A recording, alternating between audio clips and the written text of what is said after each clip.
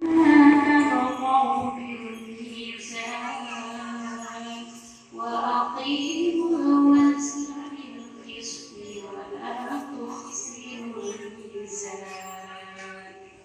والأرض وضعها للأنام فيها فاكهة والنخل ذات الأكمام والحب ذو العصف والريحان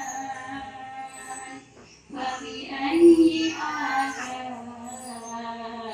ربكما تكذبان خلق الإنسان من صلصال كالفخار وخلق الجن من مارج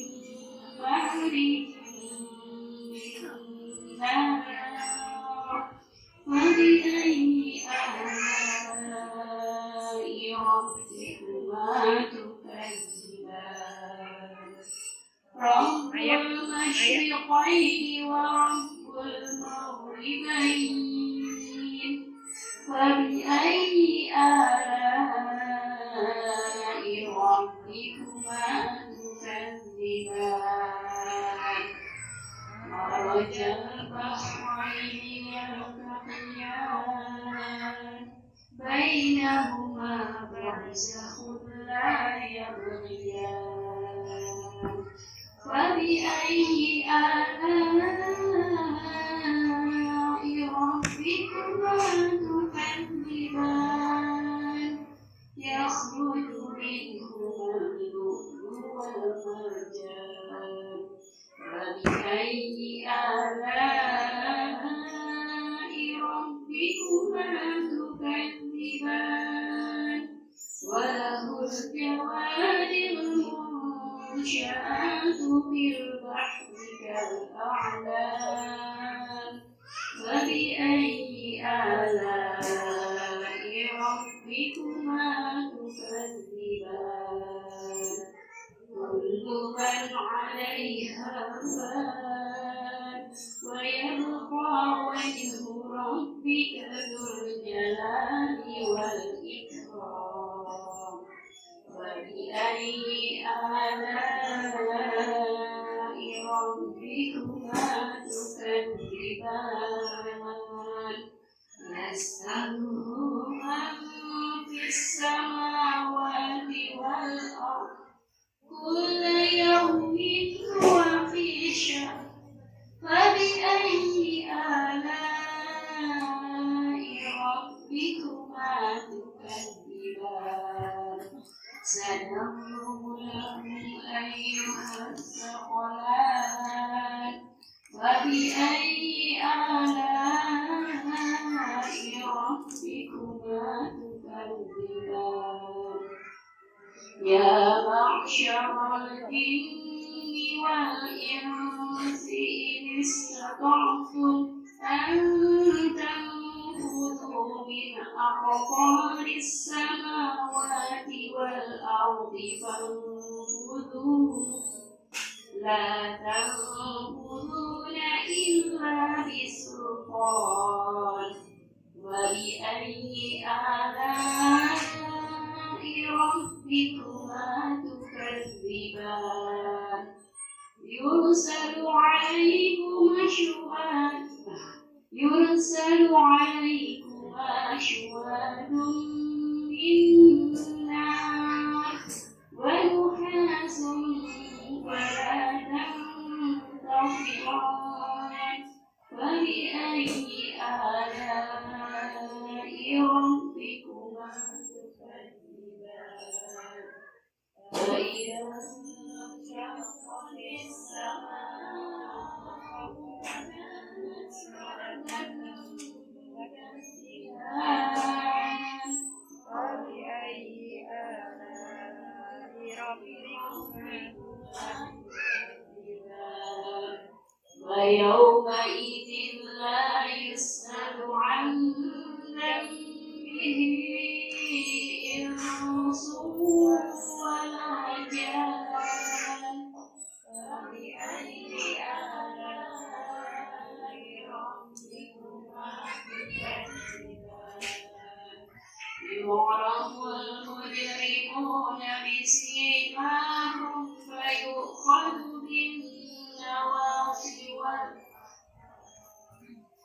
فبأي آلاء ربكما تكذبان هذه جهنم التي يكذب بها المجرمون يطوفون بينها وبين حميم آن فبأي آلاء ربكما تكذبان ولمن خاف مقام ربه جنتان فبأي آلاء ربكما تكذبان ذواتا أفنان فبأي آلاء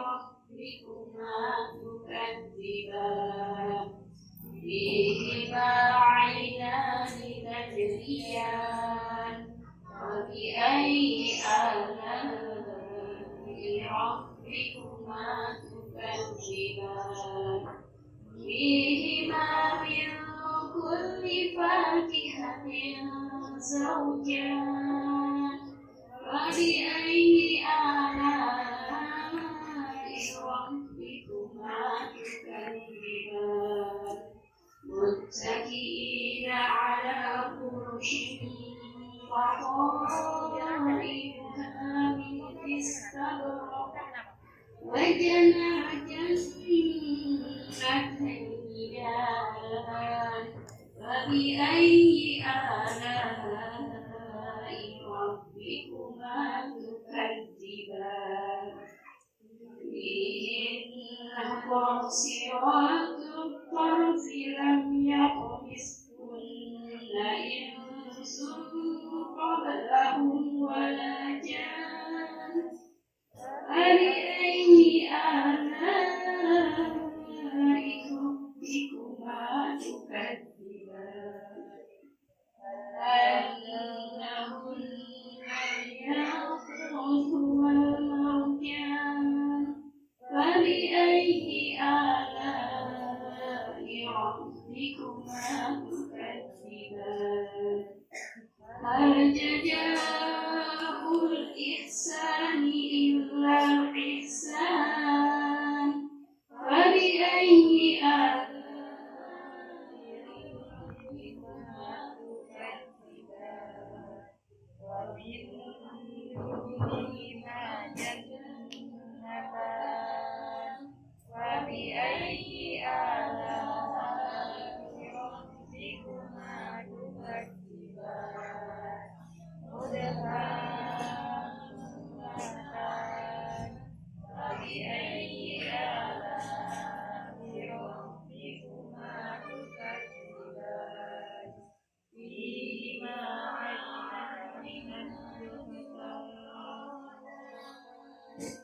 فبأي آلاء ربكما تكذبان فيهما فاكهة ونخل ورمان فبأي آلاء ربكما تكذبان فيهن خيرات حسان فبأي آلاء ربكما تكذبان حور مقصورات في الخيام فبأي آلاء ربكما تكذبان لم يطمثهن إنس قبلهم ولا جان فبأي آلاء ربكما تكذبان متكئين على رفرف خضر وعبقري حسان فبأي آلاء ربكما تكذبان اسم ربك الجلال والإكرام صدق الله العظيم. Kami begitu ya, terus menyelesaikan surah Ar-Rahman, yang mana nanti surah Ar-Rahman ini akan menjadi rutin kita baca setiap bulannya di pertemuan majelis hadis Quran Rumah Sayyidah Rumana ini. Nah, di tengah-tengah kita sudah hadir, alhamdulillah, Ibu Hajah Nisa. Selamat datang Ibu. Beliau ini ketua majelis hadis Quran Sayyidah Rumana. Beliau ya hadir dengan kita.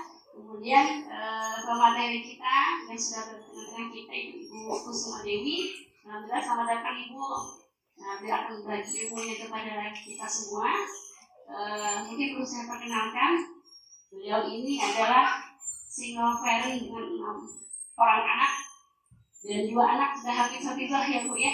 Alhamdulillah, luar biasa. Kita cari ilmunya dari beliau nanti seperti apa gitu, sampai bisa menghadirkan 2 orang dari 6 anak beliau sudah hafiz dan hafizah. Posisi beliau sebagai single parent yang luar biasa. Baik, mungkin langsung saja Bu ya. Memang kita sudah sepakati habis asar, sekarang juga maghribnya cepat ya. Jadi kita mungkin langsung saja kepada Ibu Kusuma Dewi. Ibu Nisa mungkin bisa mengambil itu ya. Oh ya, sudah, silakan. Untuk memberikan materi pada hari ini.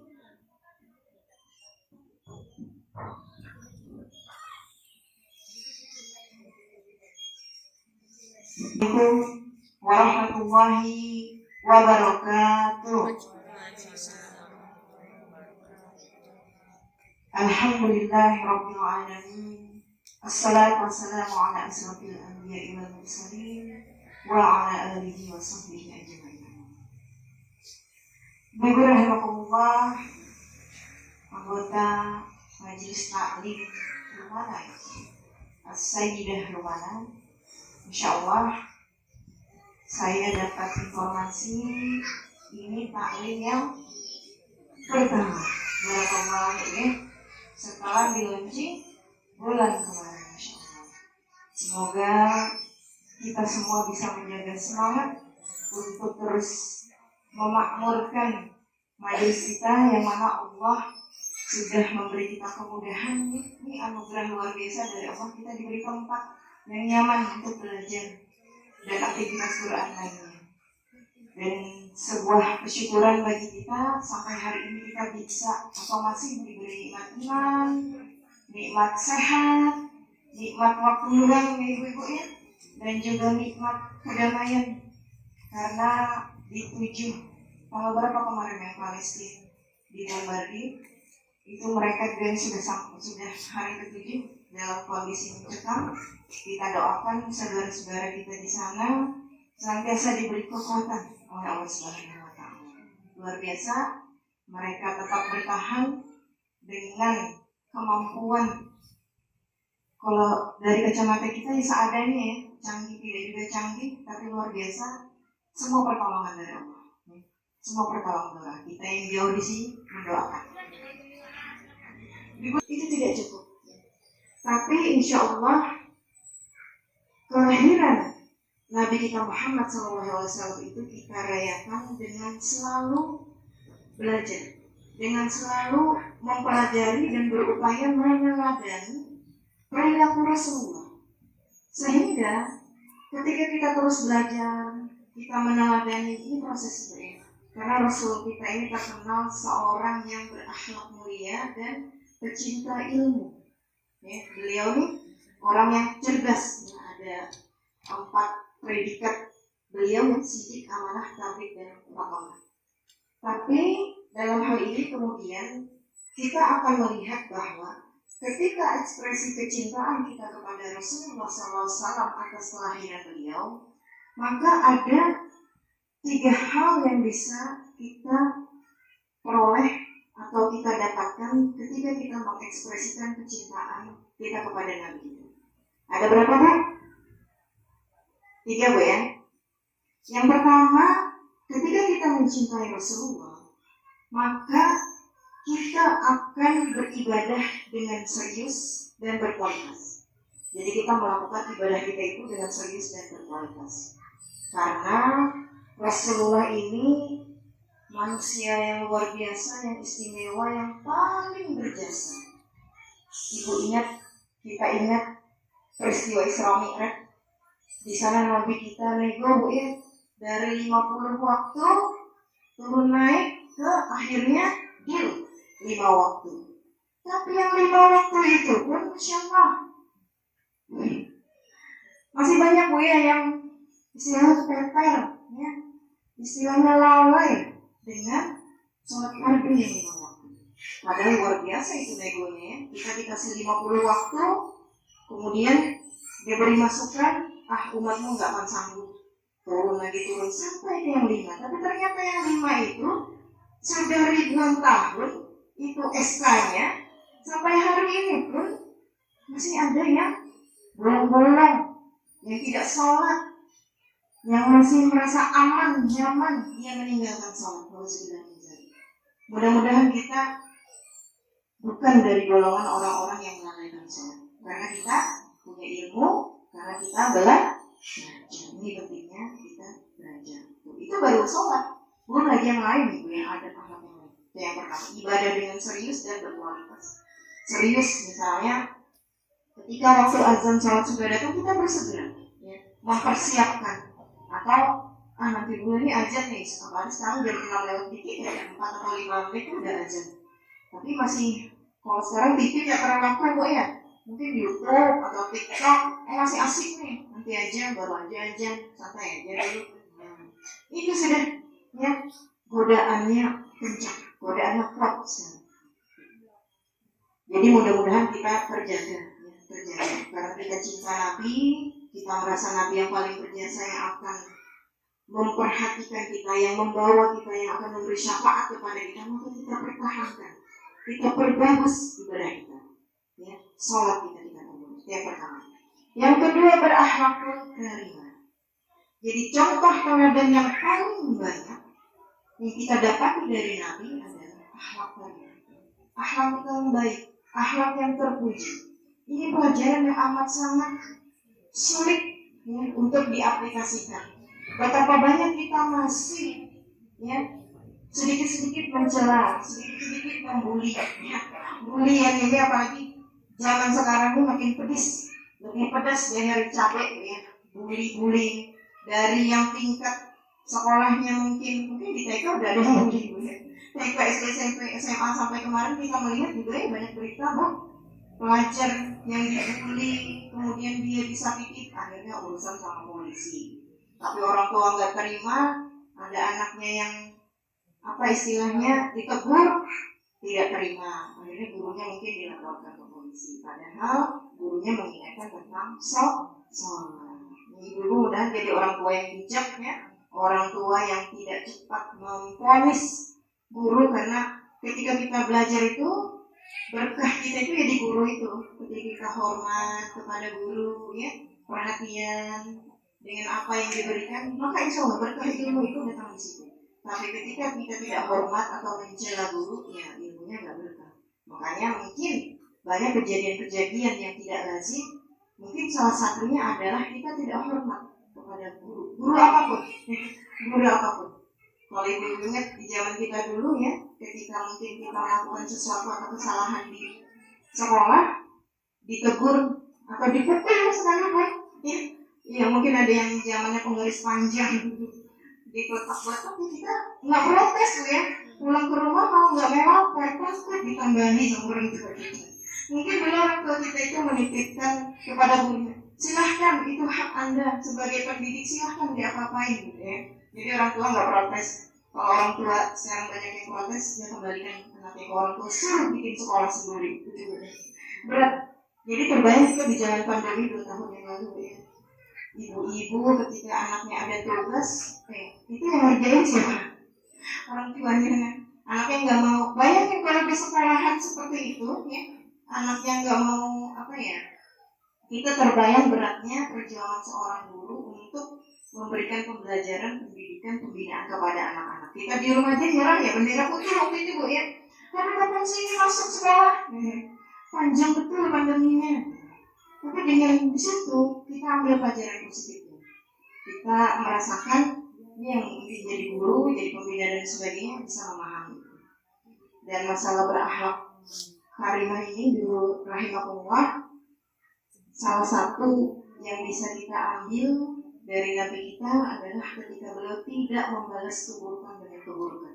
Betul apa betul? Ya. Beliau begitu sabar, malah didoakan, ya, tidak dibalas. Didoakan supaya yang melakukan istilahnya perbuatan tidak baik itu supaya diberikan hidayah. Kalau kita boro-boro mendoakan Bu ya, mungkin kalau dicemberutin aja balas lebih cemberut, balas lebih tebal apa bibirnya tuh Bu ya. Seperti itu. Jadi ini akhlak Nabi ini luar biasa. Kita ingat setiap hari kalau riwayat diceritakan setiap hari itu ada aja netizennya Nabi ya, yang Nabi itu dilempar kotoran, tapi Nabi nggak balas.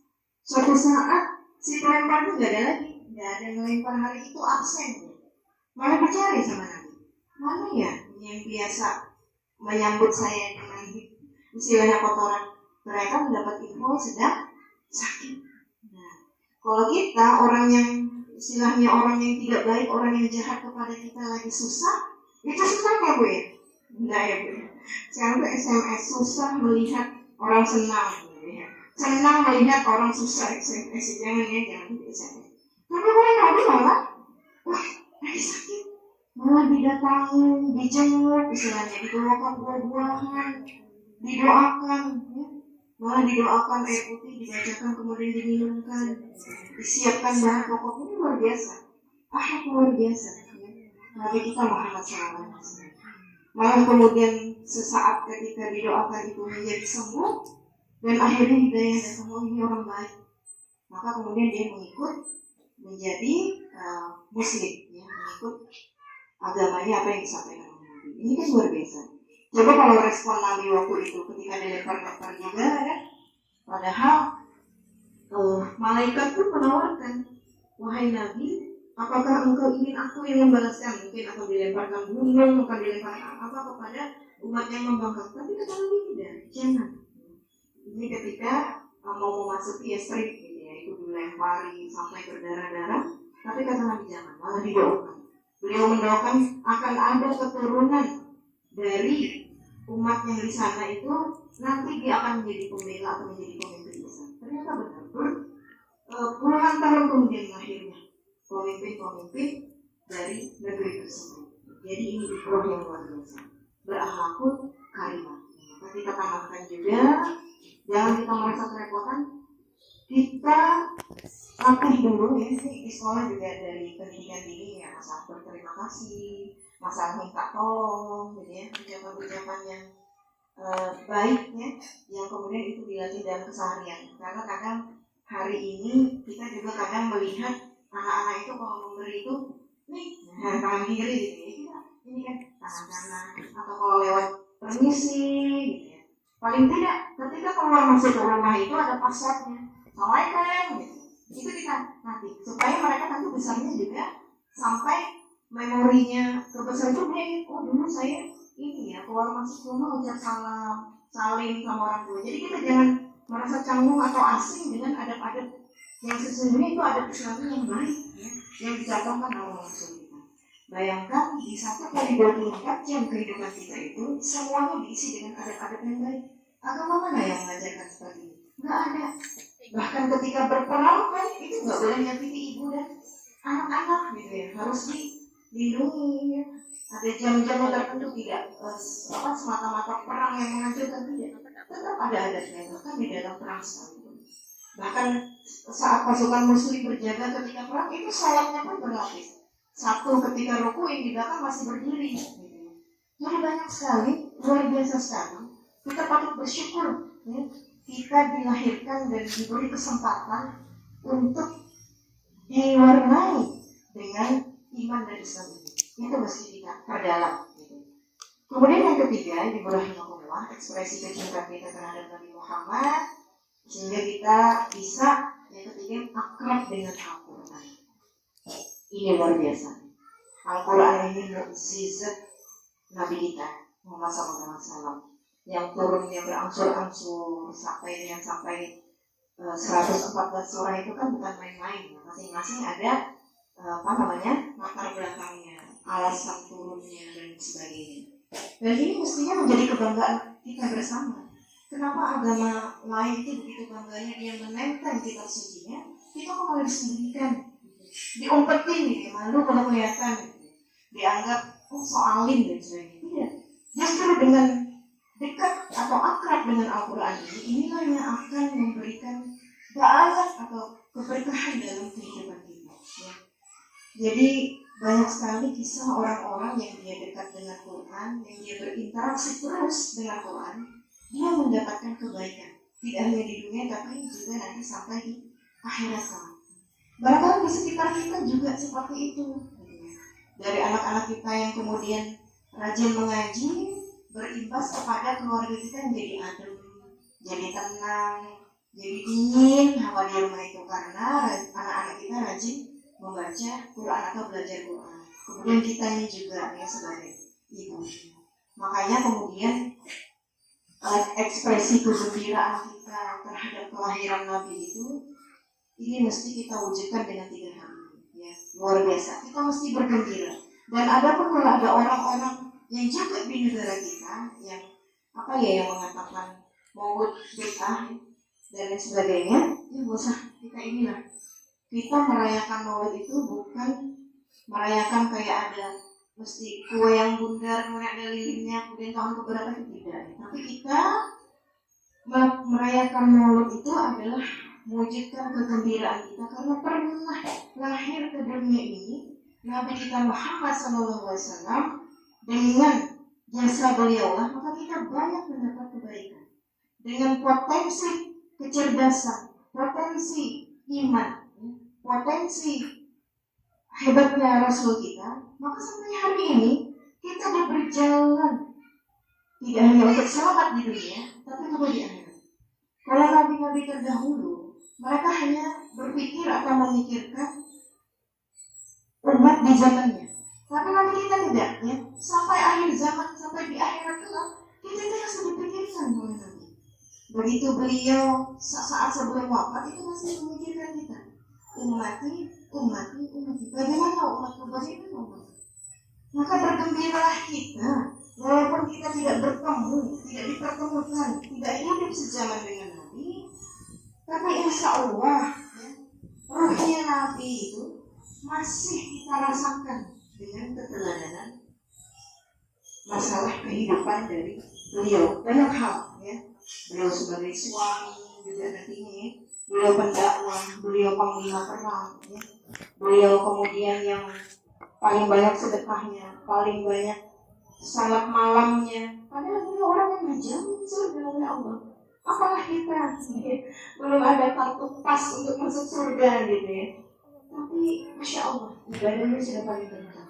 Makanya kegembiraan kita atas kelahiran Nabi itu wajib kita ekspresikan dengan beberapa hal ini tadi, ya, dengan ibadah yang serius, dengan berakhlak karimah, dan dengan akrab dengan Al-Quran.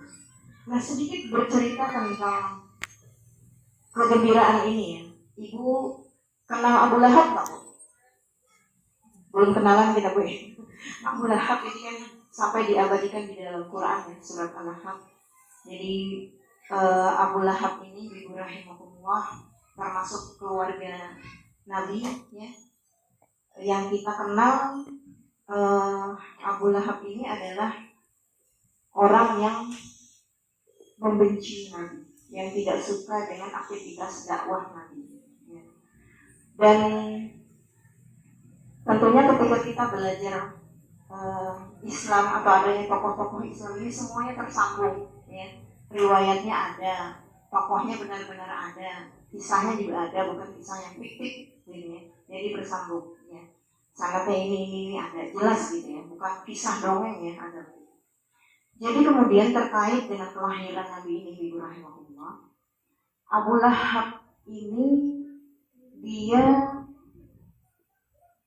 posisinya sudah di dalam kubur. Tapi kemudian ada sangat kebaikan dari Abu Lahab.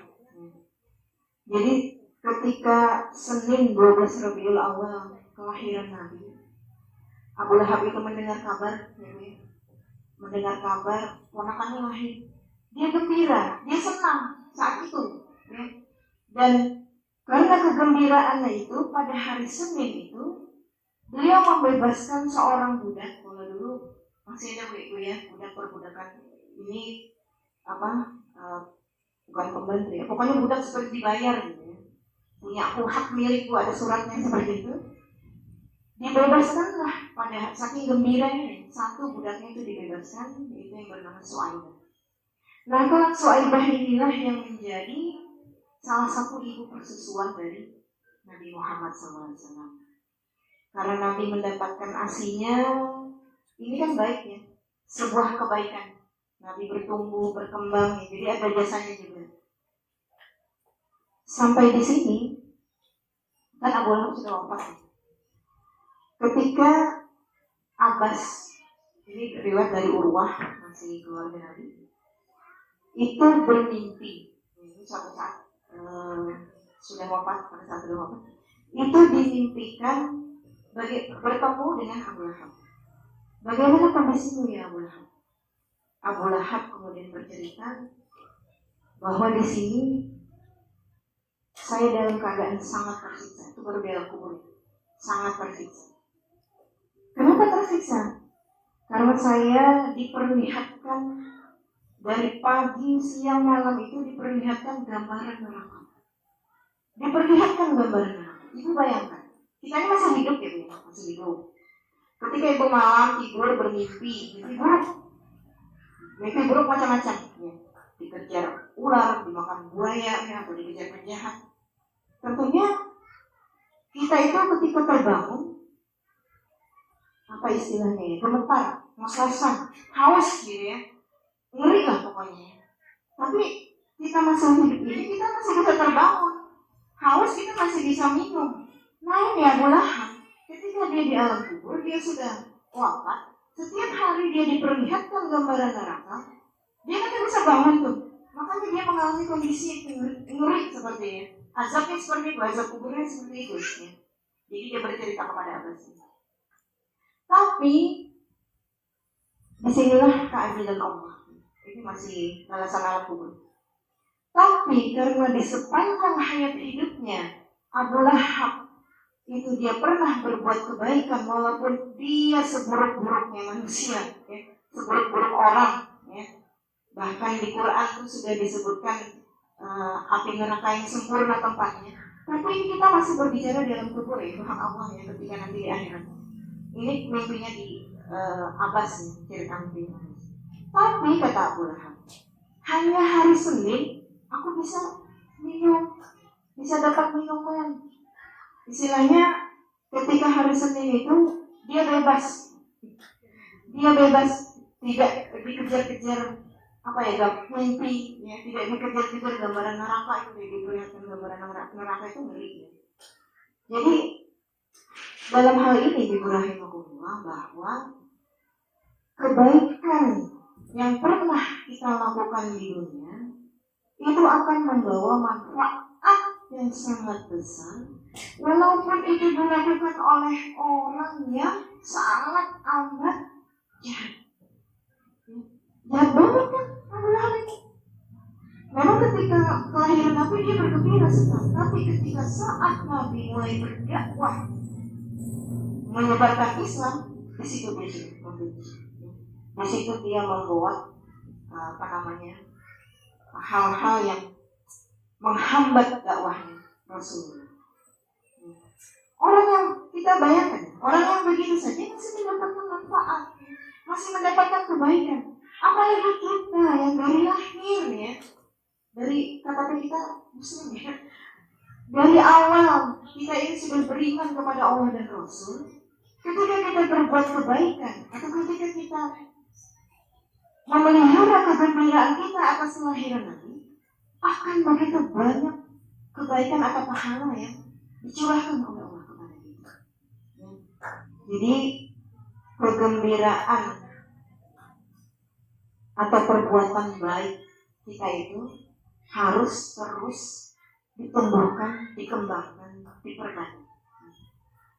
dengan maulid ini, ya, kegembiraan kita itu harus terus dipelihara. Jadi ekspresi kebaikan-kebaikan itu, ibu rahimahullah, itulah yang akan melahirkan amal soleh. Kalau kita banyak berbuat amal soleh, maka ini akan menghambat atau menutup pintu terjadinya amal yang salah. Jadi kalau kita berbuat satu kebaikan, insya Allah sifat-sifat baik itu akan keluar, sifat-sifat baik semuanya. Maka itu akan menutupi sifatnya tidak baik. Jadi dengan meningkatkan amal soleh itu akan menghilangkan atau menghapus amal yang salah. Maka rahimahullah, ya, sekali lagi ekspresi kebaikan kita atas kecintaan kita kepada Nabi Muhammad SAW, orang yang paling bagus akhlaknya, orang yang pecinta ilmu, ya, dan bagaimana kita bisa melaksanakan ibadah dengan serius, dengan berkualitas, bisa berakhlakul karimah, bisa akrab dengan Quran, itu tidak serta-merta datang, harus dengan proses belajar. Belajar itu supaya kita dapat ilmunya, ya. Tapi kalau belajar sehari bisa nggak, Bu? Bisa ya? Kalau belajar sehari itu dapat ilmu, besoknya luap menguap ilmunya, ngambang terbang lagi mengawang-awang. Jadi tidak cukup sehari kita belajar, ya. Kita sepanjang hayat kita mesti terus belajar. Tarbiyatul ilmu itu madal hayat, sepanjang hayatnya. Makanya kemudian ekspresi kebaikan kita atas kecintaan kita kepada Nabi itu kita wujudkan dengan tadi salawat, misalnya. Karena salawat itu, satu kali salawat itu 10 pahala, gitu ya. Man sholli alaiya ila salawatan wahida sallallahu alaihi wasallam wa ma waqala, 10 pahala. Jadi banyak-banyak saja ibu bersalawat, ini ekspresi kebaikan. Ketika orang yang banyak bersalawat, itu kan dia ada kebaikannya, gitu. Insya Allah dia akan terjaga lisannya. Timbul kebaikan yang lain, kan? Timbul sifat-sifat baik yang lain. Insya Allah dia akan lebih tenang, tidak mudah terpengaruh. Jadi ketika kita melakukan satu amal soleh, itu akan memunculkan sifat-sifat baik yang lain. Ya, jadi kayak efek domino itu, ya. Kebaikan itu kayak efek domino itu. Kalau domino kalau diberdiri kan, ketika dia disentuh, dia akan terus merambat, terus bergerak. Makanya kemudian mudah-mudahan kita masih diberi umur supaya umur kita berkah, belajar, menuntut ilmu, terutama ilmu agama.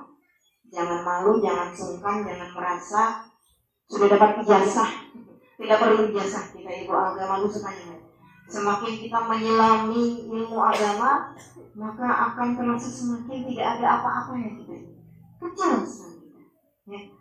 Jadi mudah-mudahan kita masih diberi umur, diberi kesempatan untuk supaya umur kita berkah, kita dengan menuntut ilmu, dengan belajar.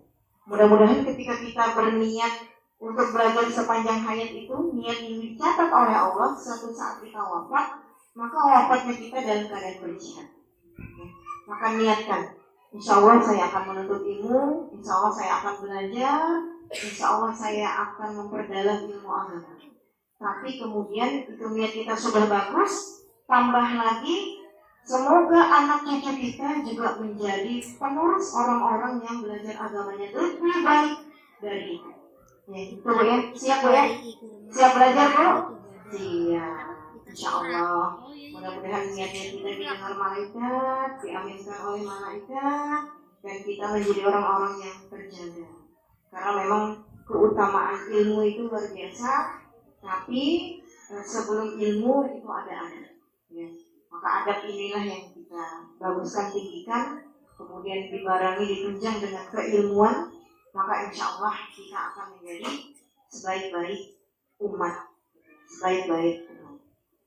Dan satu lagi ibrah yang bisa kita ambil. Kenapa kalau kita melihat kehidupan Rasulullah itu, Bu ya, kenapa Allah beri banyak pada Nabi Muhammad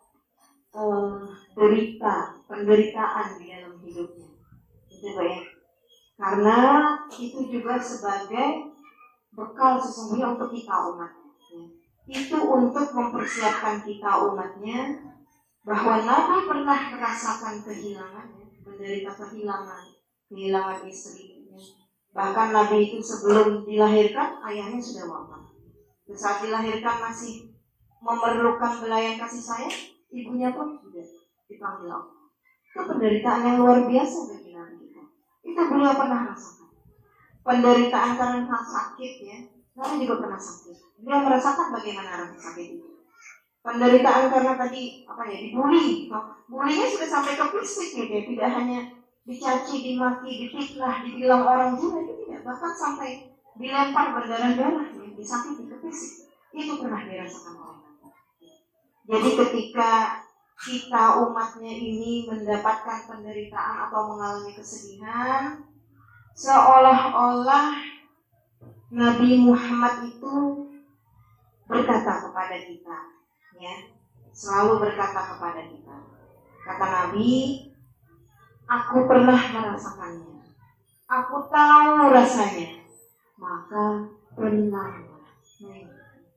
Kata Nabi, tenang saja. Apapun nanti segala kesusahan hidup itu pasti akan berlalu dengan kita tenang. Ya, Allah akan kasih jalan. Maka ingat ini, tenangkanlah diri.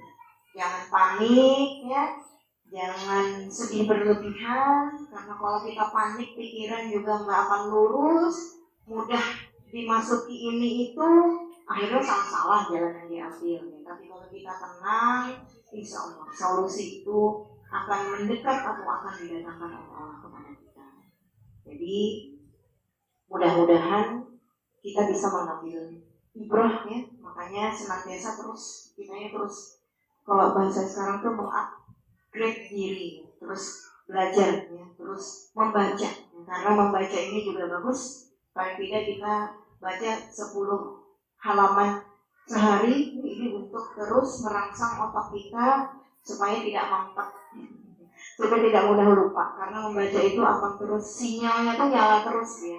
Kalau kita tidak membaca, ini baca apapun, ini apalagi membaca Quran, sinyal di otak kita ini akan terus nyala gitu, kayak listrik gitu ya. Cabang sinap-sinapnya itu akan terus berkembang, gitu ya, berkembang. Tapi kalau kita diam, tidak kita pakai otak kita untuk membaca misalnya, ya lama-kelamaan buntu.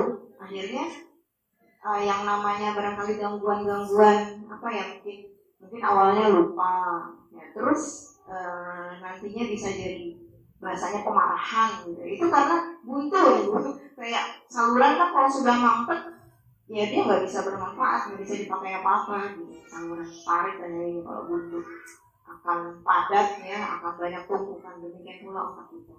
Jadi Ibu rahimahullah, mudah-mudahan kita bisa mengambil ibrah dari kelahiran Nabi kita Muhammad SAW. Sekali lagi, Nabi kita adalah akhlaknya yang paling bagus, kemudian beliau adalah pecinta ilmu, dan kita serta anak cucu kita, dengan kita belajar, dengan kita memiliki ilmu, kita bisa selamat di dunia dan di akhirat. Baik, demikian yang bisa saya sampaikan. Sekiranya kalau ada kesalahan yang kehilangan, itu datangnya dari saya pribadi, saya mohon maaf. Dan kalau ada hal-hal yang bermanfaat, itu datangnya dari Allah Subhanahu wa Ta'ala. Semoga kita senantiasa sekali lagi istiqomah di dalam komunikasi. Wallahu a'lam bishawab. Saya cukupkan. Sekali lagi mohon maaf. Billahi taufiq wal hidayah. Assalamualaikum warahmatullahi wabarakatuh. Terima kasih kepada Ibu Musmolini untuk materi hari ini ya. Mungkin ada pertanyaan dari ibu-ibu, boleh ya, kita ada sesi tanya jawab sebelum kita tutup. Silakan ibu-ibu, ada pertanyaan.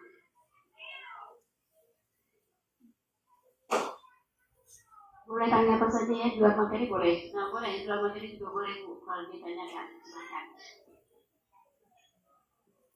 Silakan Bu. Mumpung ada sumber ilmu di tengah-tengah kita bertanya. Nah sambil mencari pertanyaan, silakan sambil dinikmati hidangan seadanya Bu ya dari kita. Dan mudah-mudahan kegiatan ini bulan depan bisa lebih banyak lagi dengan materi yang juga insya Allah berbeda. Karena memang majelis hadis Quran Sayyidah Rumana ini kita bentuk dalam rangka pertama untuk silaturahim, kemudian sebagai wadah kajian keislaman, dan juga sebagai wadah belajar Al-Quran. Dan alhamdulillah untuk belajar Al-Quran ini sudah berjalan kurang lebih 2 tahun. Kemudian untuk kajian ini yang pertama perdana setelah di launching kemarin, ya. Kemudian ada sekolah bisnis juga. Nah sekolah bisnis ini yang masuk formulir itu kemarin baru 7 dari 20 formulir. Kami masih menunggu. Tolong Bu ya, yang ibu-ibunya kemarin ngambil formulir itu dikembalikan formulirnya. Ini jadi apa tidak? Minimal 15 orang kita jalan. Kalau 7 orang itu masih kurang ramai lah ya kalau untuk kelas belajar sekolah bisnisnya, minimal 15 orang. Nah kemarin kita sudah wisuda juga. Kemudian setiap Ahad sore ya kita ada kelas sudut baca untuk anak-anak. Jadi silahkan kalau anak-anaknya mau baca bisa dihadirkan ke tempat ini setiap Ahad sore. Nah ini sebenarnya untuk mengimbangi bermain HP-nya anak-anak kita. Makanya ada sudut baca yang kita buat. Nah, sambil jalan, sambil dinikmati. Baik Bu, ada pertanyaan? Ada pertanyaan Bu? Alhamdulillah cukup jelas. Ini motivasi awal Bu ya. Pentingnya kita terus belajar. Karena mungkin sedikit ini kata Ali bin Abi Thalib, didiklah anakmu sesuai zamannya. Nah, sesuai zamannya artinya kita harus terus upgrade kata Ibu tadi ya, upgrade diri. Karena mungkin kita yang punya anak lebih dari 1, ini terasa sekali mendidiknya. Anak pertama, kedua, ketiga beda. Karena memang zamannya berbeda. Apalagi punya cucu Bu ya. Ada sudah punya cucu Bu. Cucu lain lagi kisahnya. Lain juga dengan anak kita gitu ya. Nah ini pentingnya kita terus mentarbiyah diri kita, terus belajar bahwasanya zaman itu terus berkembang. Walaupun dasarnya tetap sama, tapi metodenya yang harus kita kembangkan adalah belajar lewat ilmu. Baik, ada pertanyaan Bu? Kalau tidak ada, mungkin kita tutup saja dengan membaca saja hamdalah, alhamdulillahirabbil alamin, dan doa kafaratul majlis. Subhanakallahumma wa bihamdik, asyhadu an la ilaha illa anta, astaghfiruka wa atubu ilaik. Assalamualaikum warahmatullahi wabarakatuh.